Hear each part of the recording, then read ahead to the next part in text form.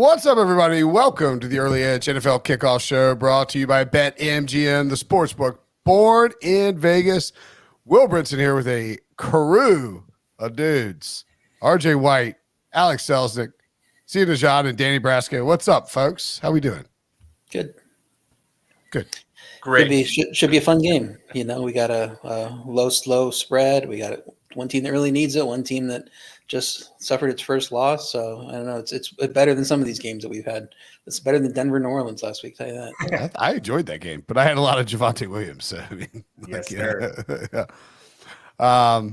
Everybody good? We got. I mean, this is one where there's a lot of moving parts and a lot of potential for shenanigans as well.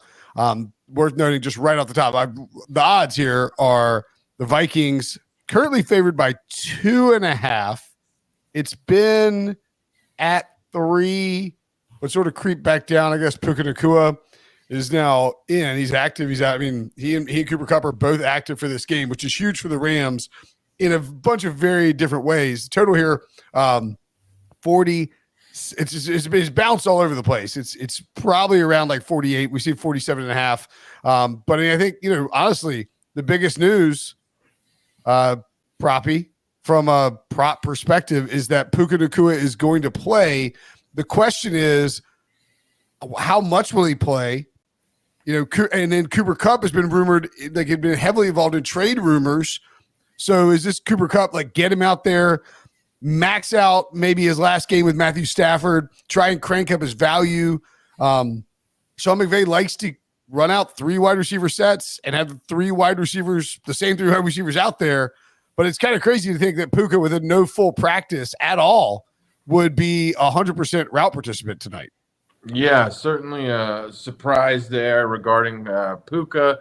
I don't expect him to play even close to a full allotment of snaps. RJ and I were talking about this pre-stream. I think it's likely he's primarily used as a decoy. I'd be surprised if he runs more than 20 routes tonight personally, but we've seen this Rams offense really shift to a more run-heavy offense without the 2 stud wide receivers in the lineup since week 2. We've seen Kyron Williams really run the show. This Rams offensive line has been okay as far as their run blocking line is concerned. They have not been very good in pass protection. So, yeah, it'll be interesting to see if we see a bit of a shift with this offense, who has, again, been very run-heavy. That has been a theme throughout McVay's tenure as the head coach, but obviously with Cooper Kupp back in the lineup, I do believe that Matthew Stafford is a massive touchdown regression candidate, a positive regression candidate as well. I believe one of the top, if not the top quarterbacks in the NFL as far as touchdown regression is concerned, based on the amount of attempts and yards that he has thus far. So Cooper Kupp definitely being active certainly makes them a better, more high-scoring offense. And, yeah, it'll be interesting to see how much Puka Nacua plays. Does he actually make an impact on the game, or is he just out there to serve as more of a decoy than anything else? Yes, yeah. Thoughts on Nacua and Kupp just off the top, and just the whole situation? Because, yeah, you'd like to have Cooper and Puka out there, obviously, but you do have Demarcus Robinson, who plays the 3rd wide receiver role. We've got Tutu Atwell. It's just a lot of cloudy stuff. I would worth mentioning. I just saw it on one site because I bet it on one site when it came out. The opening yardage prop for Puka was 27.5 yards, which is insanely low. Moved all the way up to 33.5, at which point I thought about trying to middle it and take the under on 33.5. I should have, because it's now back down to 29.5. Yeah. With the market sentiment sort of being what Proppy mentioned and RJ talked about, that maybe just a decoy out there tonight.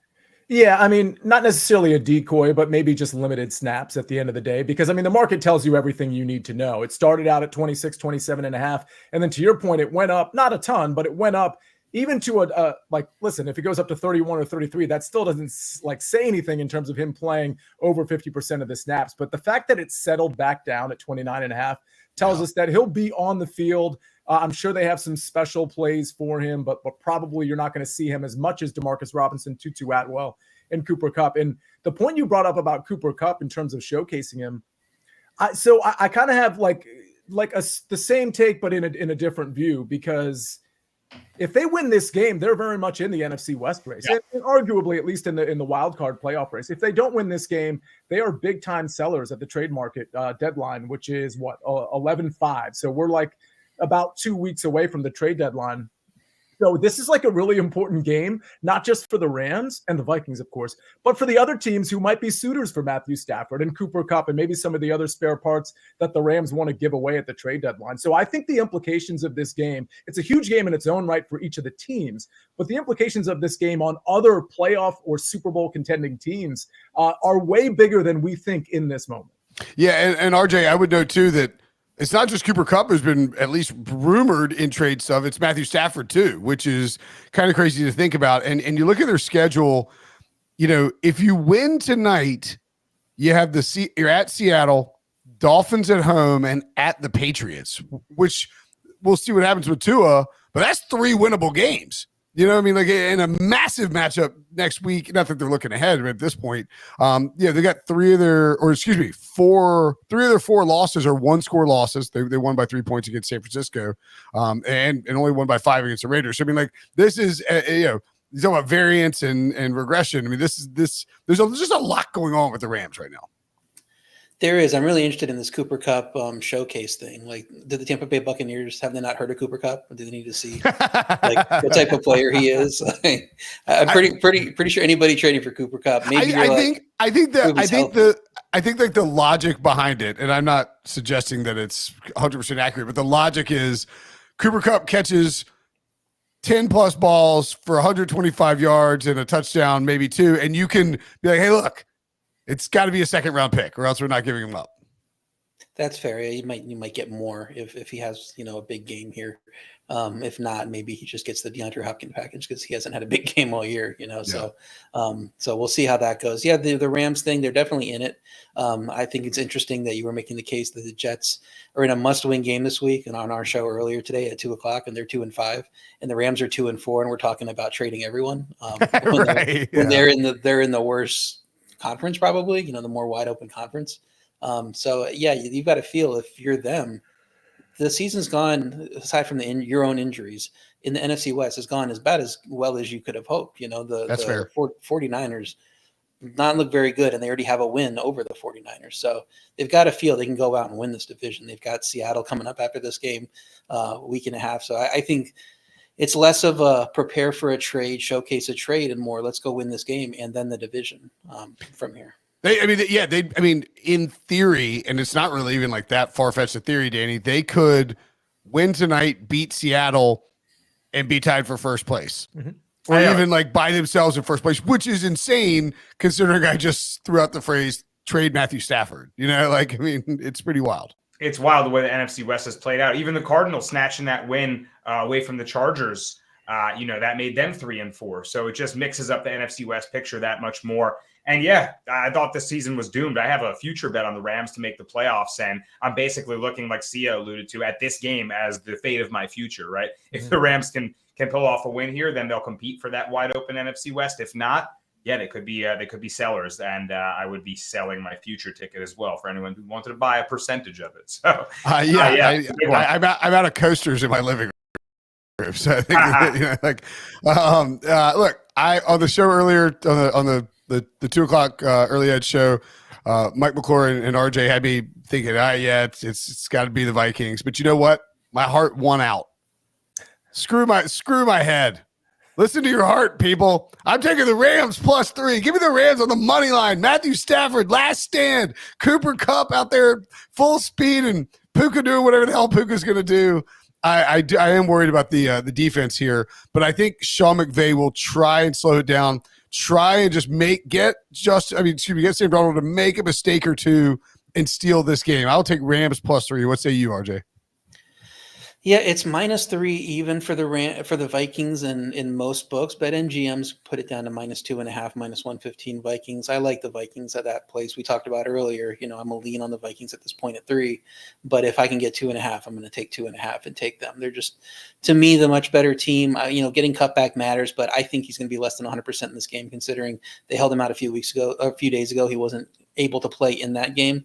And, you know, maybe the trade talks have some kind of distraction if they're not super focused there. I think you can mitigate the impact of Kupp returning by getting consistent pressure. And we know that's what Minnesota is able to do. And I think they're going to win out against this offensive line.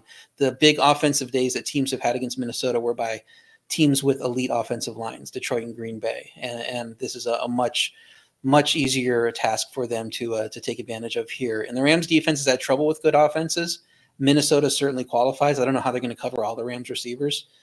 So yeah, this, now that it's down at 2.5, really like the Vikings here. I do understand, you know, throwing everything against the wall. If you look at this line preseason, I mean, it's surprising that the Vikings are favored at this point. So if you think these teams are going to be closer to preseason value based on Vikings regressing some and the Rams getting healthier, then obviously you're going to like the Rams in this spot. And you also have the first half over, RJ, right?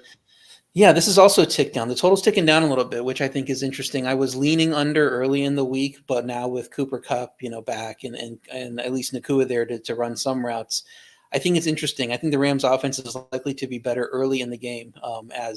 As the game goes along, you know, what if Kupp picks up a inflammation of his injury or aggravation of his injury and he can't finish the game? Nakua, I don't think is going to do much in the second half of the game. And so you figure the scoring that's going to come is going to come in the first half, right? So it's only 23. You only need 3 touchdowns and a field goal. So you're getting 2 scores on either side. Get to halftime 14-10 and cash the over. I dig it. Danny, you've got a pair of plays on this game as well.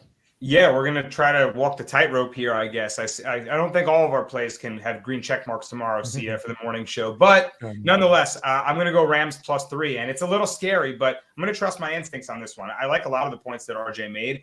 I do think that the market is giving me the heebie-jeebies a little bit. We see a lot of public action on the Vikings, and you know, line move back down towards -2.5 even. Going to settle on 3 here you can grab. But you know, I do think that they're going to play with that must-win effort in this last-ditch effort before, you know, their fate is kind of sealed by this game. It is just another game. RJ was talking about in the other stream. You know, didn't they have to win? Or excuse me, pregame. Didn't they have to win last week? Like, this must-win spot is sometimes kind of trappy. But it feels like the Vikings should be bigger favorites here. I feel like this -3 line is feeling like the trappy side to me.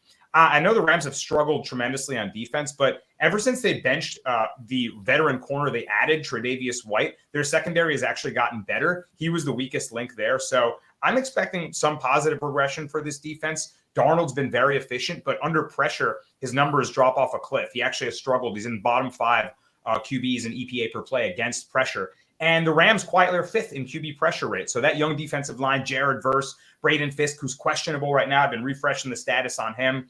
They've been getting really good pressure. So if they can get to Darnold a little bit, maybe some regression due for the Vikings. I know they're number 1 overall in defensive DVOA, so that's a little bit scary to go up against. I'm not overvaluing Kupp and Nakua. I'm not betting on the Rams, or excuse me, I'm not betting on them to come in and save the Rams right away. But I'm betting on just a really strong team performance from Sean McVay, who's coaching against his former OC and Kevin O'Connell. Maybe he can give him the teacher's lesson here and tell him, you know, out-scheme the guy that he taught. So I'm rolling Rams. All right. Yeah, probably. I was just going to say, too, Ian Rappaport reported that it will not be a full complement of snaps for Puka Nakua. Not that we expected it, but just worth noting. I mean, that's, you know, who knows what the range is, and it may depend on how he looks when he gets out there, but not a full complement. Yeah. And Brinson, should I go on my play on the total as well? Yeah, then probably after that, jump in on whatever you had. Sure. So yeah, I'm actually also going to roll with the full game under. Hopefully we can get to 24 for RJ to cash his first half over, and we can sit right there. We're pacing the hit by the hook right there. I like grabbing 48.5. The line is on the move. Try to get the best number you can. Shop around anything above 48, because above, you know, it's, every number is very key once you move above 45. I think a stat that is no coincidence is that teams after they play the Detroit Lions are 0-4 straight up and against the spread. And I think on a short week, that kind of that stat might be amplified even more. You know, they're just a physical club that makes it hurt to play them. So perhaps that can create some suppressed scoring as well from Sam Darnold and the Vikings. I talked about the pressure rate. I think the Rams will play with their hair on fire tonight, trying to get to him. So I'm expecting this game to be a little tighter than people expect. Sia on the morning show, Mike McClure mentioned the coaching duo, right? The guys that know each other and the familiarity. That could lead to a little bit of gridlock instead of high-flying scoring that we might expect in these high-octane offenses. So I actually like the sneaky under 48.5, and I don't think I think it's on the move downward for a reason. So grab it now while you can. Not an official pick for me, but I am on the Viking side. I've been a Vikings backer dating back to the offseason. Love the coaching duo of Flores and O'Connell. Worth mentioning that Kevin O'Connell has beaten up on Kyle Shanahan and obviously Matt LaFleur as well over at least 3 quarters. So, yeah, as far as the coaching tree, the McVay coaching tree is concerned, I actually give the edge here to Kevin O'Connell, who's really just been fantastic and favorite as far as I'm concerned for Coach of the Year. So I do give the edge to the Vikings there, and I do like the Vikings quite a bit tonight as well. All right. Let's see. Brian Smith says he likes Vikings first quarter over a half. Then David Talk immediately asked, what about Rams first quarter? So, I mean, or minus half, excuse me. Quarter bets are a Mike McClure special, and he's not here. So, I don't have a huge lean on those either way. I do think Sean McVay will try and come out and run the ball a ton if he can. It's hard to do that against Brian Flores in that blitz. So it may I just think he doesn't want to get in a situation where Matthew Stafford has to drop back 50 times if he can help it. I think that's what Sean McVay probably trying to avoid. All right, let's get to, by the way, if you're watching on X, come join the chat in YouTube. What's up, X.com? Yeah, we grinding out here on YouTube. We mentioned the inactives. Again, like TJ Hawkinson not playing, but he had to be active or else they lost him for the season. We have Kupp and Puka both in there. Those are kind of the key ones. Let's get to our player props. Sia, what you got? I'm sorry, I'm laughing about Rick Funcannon's comment about the Wizards. I did just leave Capital One Arena about an hour ago. Unfortunately, Rick, there's nothing I can do about it. Yeah, I did. I do a show out of Capital One Arena. Yeah. I was like, did the game just start? Yeah, I wasn't there for the game. Yeah, let's talk props. I got a couple in. I put them on SportsLine kind of late. I mean, listen, this game has so many moving parts. It's part of the reason I don't really have a strong opinion like on one side or the other. I mean, you get the Detroit Lions, you get the Minnesota Vikings coming off a game against the Detroit Lions, having to travel, short rest, but then you get all the parts coming back for the Rams. It's just a tough situation. So I've gone to 2 props here. One is I'm going to start with the quarterback prop. Because this is a prop I was looking for before I even really saw the lines. Matthew Stafford over 22.5 completions at minus 113. Most shops have this at minus 130 or better. Others have it at like minus 150. Do not play it at minus 150. But at BetMGM, for example, you can get it minus 130. Other places you can get it at this minus 113, minus 120 mark. When I looked at this at the beginning of the week, it was at 23.5. And I decided, all right, that's too high. 23.5 is a ton. I'm off of it. But I noticed as a couple of days went by, this went down to 22.5. And I think I'm okay with it, especially knowing that Puka Nacua is back in a limited capacity. But certainly Cooper Kupp is very much back. I think his role is not going to be limited at all. I think we're going to see the old Cooper Kupp, no pun intended, like in the sense that he's been healthy for over a week now. You add DeMarcus Robinson, Tutu Atwell, and we talked about what Sean McVay might want to do. Well, it's great that you want to run the ball, but I don't think you're going to be able to run the ball against this Vikings defense. They're going to pour the blitz in, and Stafford's going to have to get the ball out. He's not necessarily going to be super efficient, but he is going to have to pass in the short area. And when you have Puka Nacua and Cooper Kupp back, you're just going to pile up the receptions. I will note that Kyren Williams' efficiency has been kind of down, which isn't a super shock to me. And then you face the Minnesota defense on a short week. It just tells me that we're going to see a lot of short area passing. We're going to see Cooper Kupp and some of these guys in an extension of the running game. So give me Matt Stafford over 22.5 completions. The other one's going to sound a little squirrely, both to you and me. I've got Ty Chandler under 8.5 yards. Longest rush. What's so interesting about this is when I was first looking at the numbers, I was going to play Ty Chandler's over rushing yards because I figured short week, Aaron Jones, he's got that hip injury. We don't really know how healthy he is. Ty Chandler could be a part of this offense more than people think. It was at like 19.5. Now it's at like 21.5. I didn't really like any of that. So I decided to go with the idea that Ty Chandler has not been efficient since week 1. I just don't think even though he's fast, he's not the guy that's ripping off a lot of runs. And I think we're going to see Minnesota throw the ball against this Rams team. So Ty Chandler's slotted to get 5 to 6 carries. I think Cam Akers could come in and steal a couple. Oh, by the way, but if he gets 5 to 6 carries, I'm just leaning on the fact that he's not going to hit the 9-yard mark or more in any individual carry. So give me Ty Chandler under 8.5 yards, longest rush. I don't like to promote or reward outrageous chat behavior, but Keith here, I don't know what to tell you, man. Sia already mentioned your Wizards Celtics second half over, or the over second half. Please stop writing this specific message in the chat. I mean, wow. We gotta block that guy for a while or something. You can't be. He's written it like 50. He's like copying and pasting on his iPad or something. Like, we got it. You got it on the screen. Yeah. If you post it again, I'm banning you for putting you in timeout. That's fair. I mean, worse behaved than my freaking 10-year-old. The chat, just stop, Keith. Hey, seriously, not a block, Keith. That's unacceptable because he's boxing out other actual chat questions. Yeah. Oh, the people are suggesting that Keith might be a bot, and that was Rick. What purpose does that serve? Just annoying chat. Maybe it could be Robbie for all I know. I don't think so though. Anywho, we got stuff to get to. Proppy, who you got in props tonight? I got some props. I'll talk about one I like as well. But I'm going to go with Justin Jefferson to go over 83.5 receiving yards. Justin Jefferson's only had 100-yard receiving game this season. That was in week 2, despite having a fantastic year, one of only 5 receivers with a greater than 30% target share in the offense here. But this is a great matchup for Justin Jefferson, facing a Rams defense, 26th in EPA, 27th in EPA allowed per dropback, 28th in defensive success rate per dropback. So certainly a good matchup as well.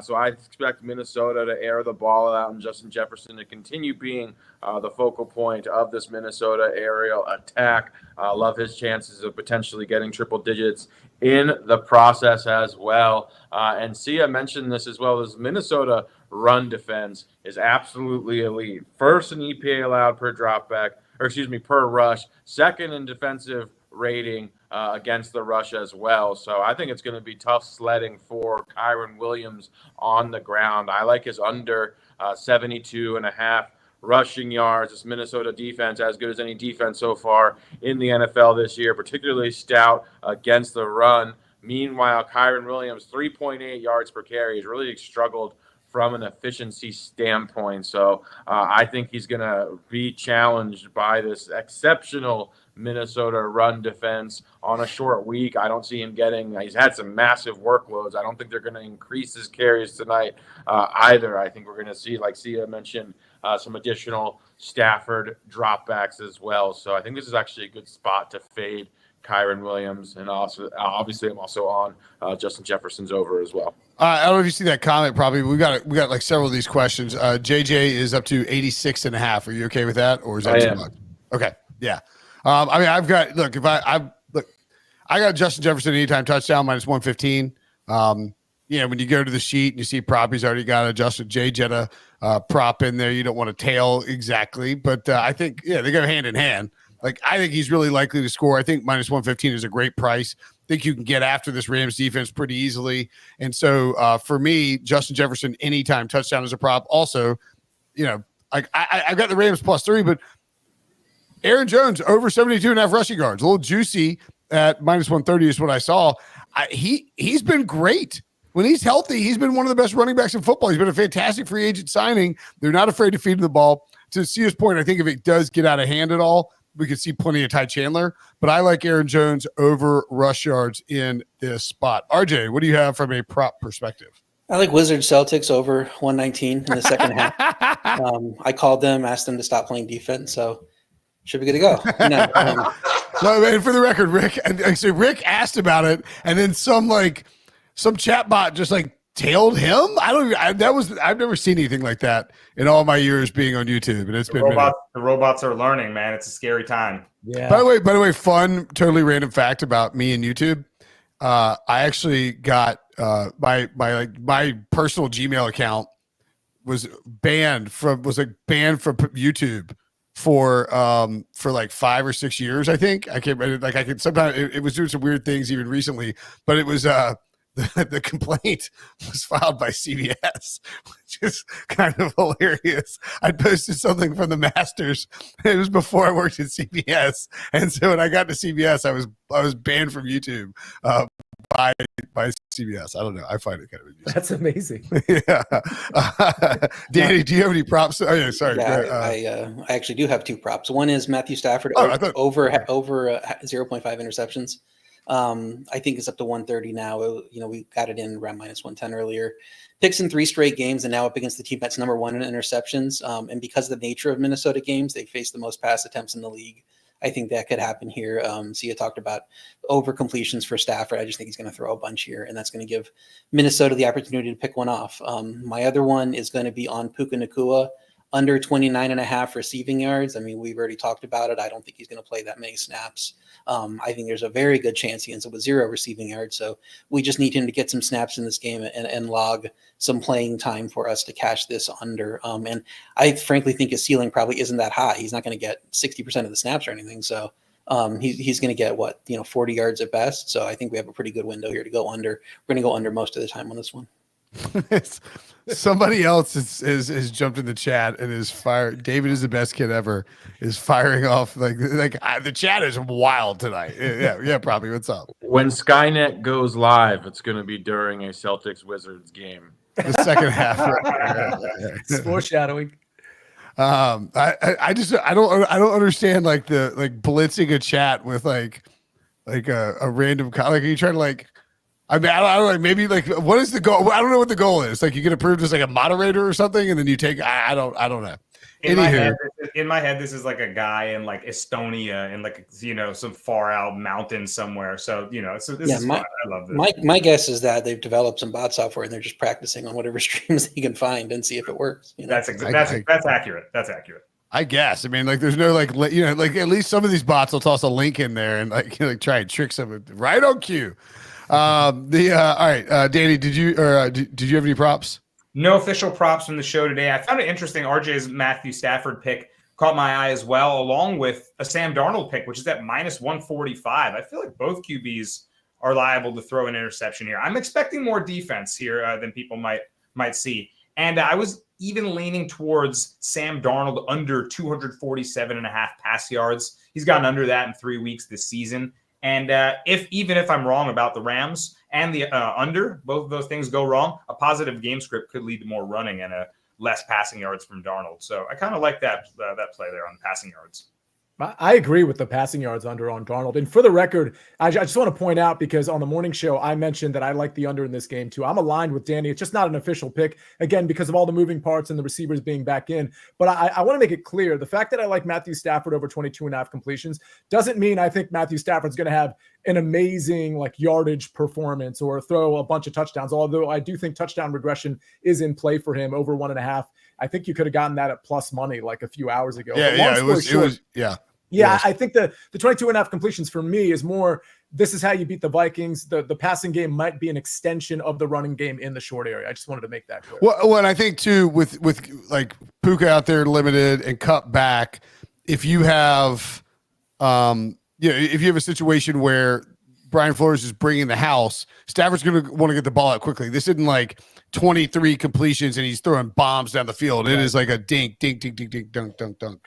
Okay, we don't have parlays built out, but I'm curious, does anybody have some parlay pieces that they like for the chat out there? I think Justin Jefferson stuff, whether it's Justin Jefferson all up to 90 yards where you're getting a little bit of plus money, or Justin Jefferson anytime touchdown, I think those work well. I have a parlay where, and I just put it in myself earlier, but it's Justin Jefferson anytime touchdown, Cooper Kupp anytime touchdown, and Kupp alt 60 and Justin Jefferson alt 90. Yeah, probably. One guy who's interesting to me is Johnny Munt, the tight end of Minnesota, for a variety of reasons. No TJ Hawkinson tonight. It was thought that he could potentially be activated for this game.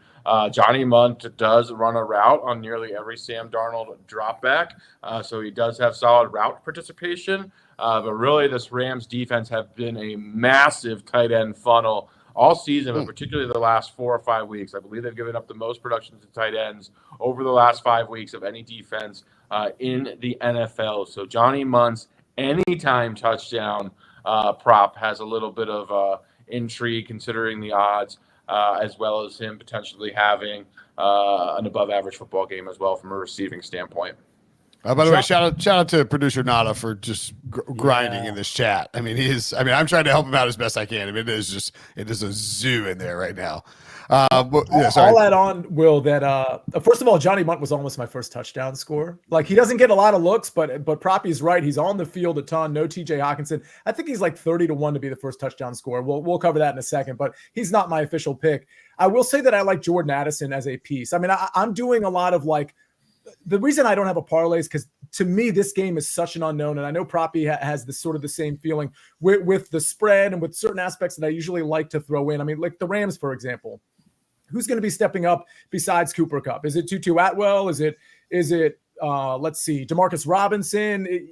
I don't know. And so it's hard for me to do like alt lines and stuff like that I like to do. But because we have a relatively condensed share, and I don't think the Rams do particularly good against wide receiver twos, I could see Jordan Addison getting in the end zone. I could see him going for 40, 50 plus. And for the record, he is my ladder play. I'm not in love with any ladder plays, but I have Jordan Addison 60 plus at plus 150, 70 plus at plus 240, 80 plus at plus 370. Again, I'm not in love with any of those. This is not the game to be doing those plays, in my opinion. But if I had to pick one piece to really go out there and get in a big parlay, it would be Jordan Addison related. All right, RJ, Danny, any thoughts on parlay pieces? Maybe you go over on the Vikings kicker field goals and under on Sam Darnold touchdowns if you don't think it's going to be a successful Sam Darnold day. I mean, that's probably like a plus 220 something. It's not huge, but I think that's pretty well correlated there.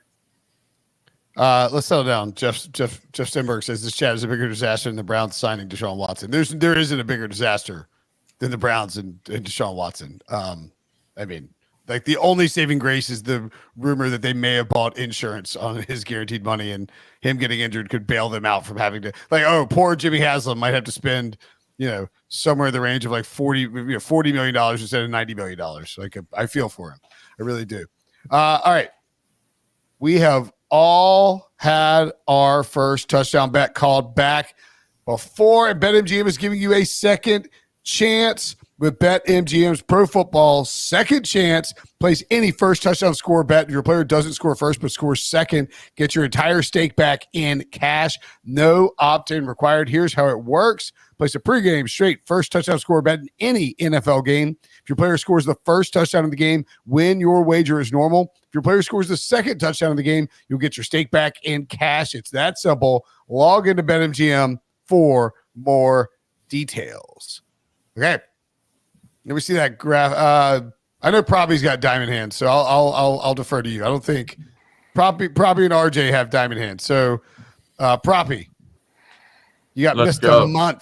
Munt for your first. Mr. Munt, Mr. Johnny Munt. I mentioned him. Very good route participation.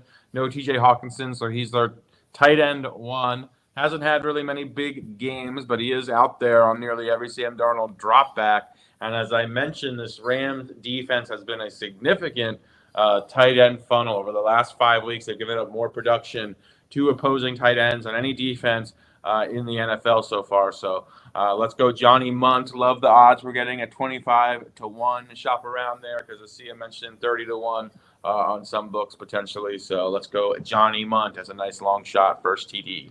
You guys know my long-held strategy of imagining in my head Al Michaels saying the first touchdown score on Thursday Night Football. Johnny Munt fits that bill quite nice. He's like, Johnny Munt. And it's like it just catches it. He's like, and Kirk rambles about something about his dog. RJ, you were also on the Vikings, but at the wide receiver position. Yeah, first off, so we have to take plus 1,000 or higher. So guys off the board for us are Kyron Williams, Aaron Jones, Justin Jefferson, Cooper Kupp, Jordan Addison. So that's why nobody's taken any of those players. I almost went with Sia's pick. I think it's a great pick. I think if anybody wins this week, it's probably going to be him. But I decided to go swerve a little bit and take the third receiver for the Vikings and go Jalen Nailor. The Rams' depth in the secondary isn't great. And 3 of Naylor's 12 receptions this year have gone for touchdowns.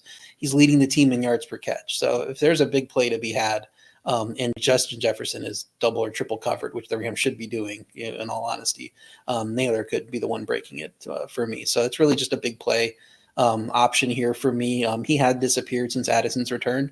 He did most of his work when Addison was out, but he put up a season best 76 yards last week while getting 5 targets. So maybe he's worked his way back into the offense. Maybe he can gets a shot early here and he can convert it for a long touchdown. I dig it.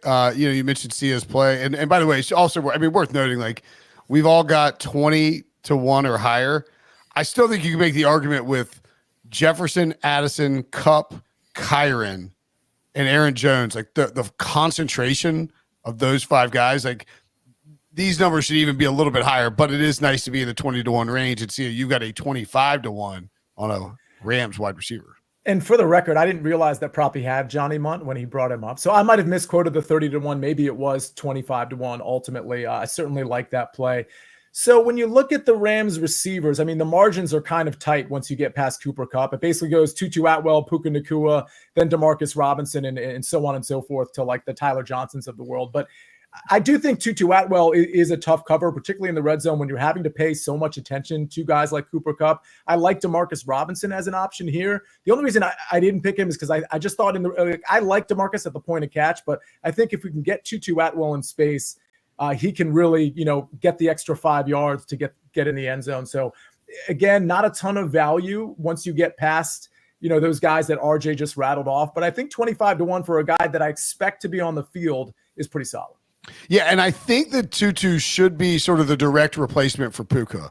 Like they'll probably run Cooper Kupp, Demarcus Robinson as that third wide receiver, and then when Puka's not out there, you roll out Tutu Atwell, and they'll use him in jet sweep stuff around the goal line. So I think it's a very good look. Yeah. Danny is the biggest number on the board with a absolute left field option. Yeah, you know it. I've been trying for these, and like my guy Samuel Gallego says in the chat, Danny's going to hit one of these defensive TDs soon.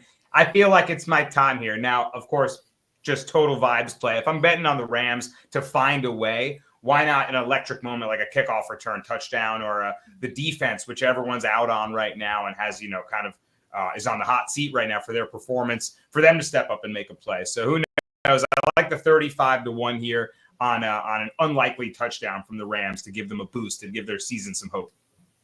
All right, and I'm going to go with my guy Colby Parkinson, 20-1. Didn't love it. I think I was the last one to put one in, and I think the other options were deeper. But I do think, Matthew Stafford ain't scared to target a tight end down in the red zone, and another sneaky one might be Davis Allen. Like that's kind of a crazy one where if they brought in 2 tight ends and we're trying to look like they run, and then they do some play action on maybe second down, and you just flare those guys out of there. Not entirely shocking, but I'm going to go with Parkinson. All right. Jeff asked Robert Tonyan first touchdown at 100-1. All I'm missing is the gun and the mask for this bet. Perhaps. Jeff's hilarious. I miss Robert Tonyan with the Packers. I think he had a knee injury, and this is what happens to guys that their career sort of falls off. Glad he's still in the league. Probably not going to be your first touchdown score.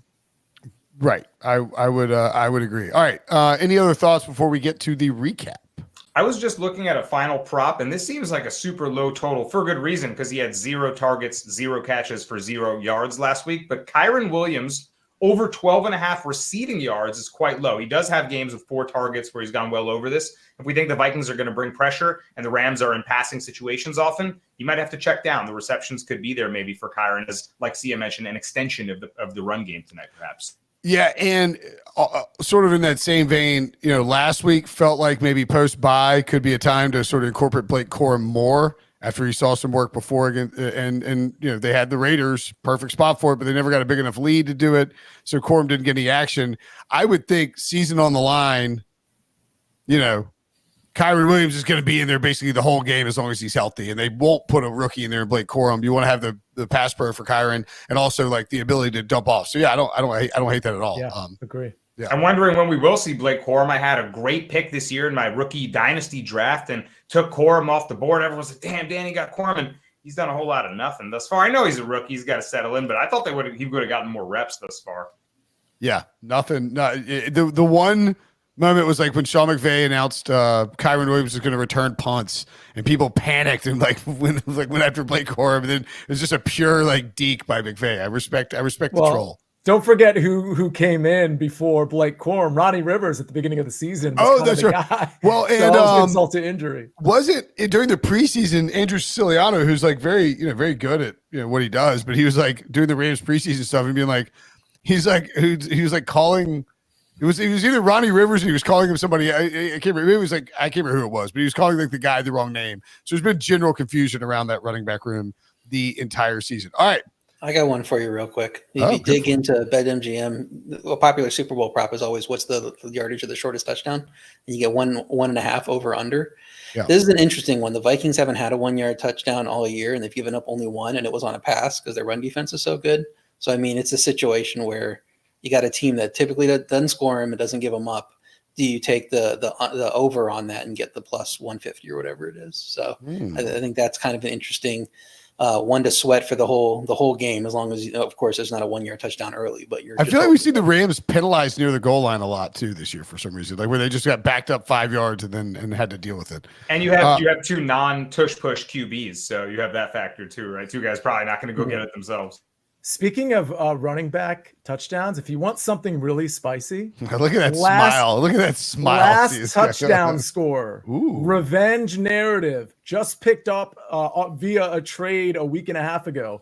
Cam Akers is 40-1 as your last touchdown score. If you believe that the Vikings, that's what reminded me of that REM song. If you believe that the Vikings are actually going to win this game and potentially do it comfortably, Cam Akers may be on the field, and it would be pretty fitting for him to get a touchdown against his old team.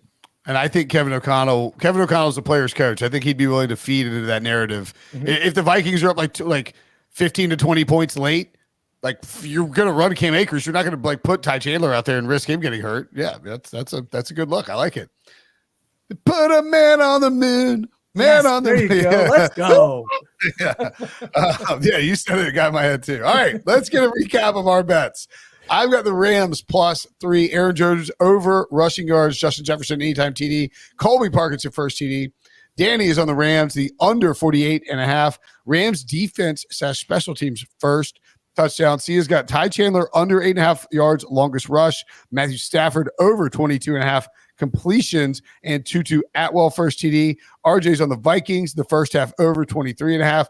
Matthew Stafford over half an interception. Puka Nacua under 29.5 receiving yards. Jalen Naylor first TD. And Proppy with the meat and potatoes. Justin Jefferson over 83.5 receiving yards. He has said it's good to 86. If you see 86.5, you're fine with that. And Johnny Munt, first touchdown scorer. All right, let's cash some bets. Get the diamond hands up. Win some money. Everybody go home happy. And make sure to tune in tomorrow, Friday, 10 a.m. Eastern. For the early edge, go to sportsline.com. Use promo code WINNERS. Get 60% off an annual subscription. And we'll be back for this show on Sunday night. For Danny, for Sia, for Poppy, for RJ, I'm Brinson. Thanks for watching. Thanks for listening. See you guys later.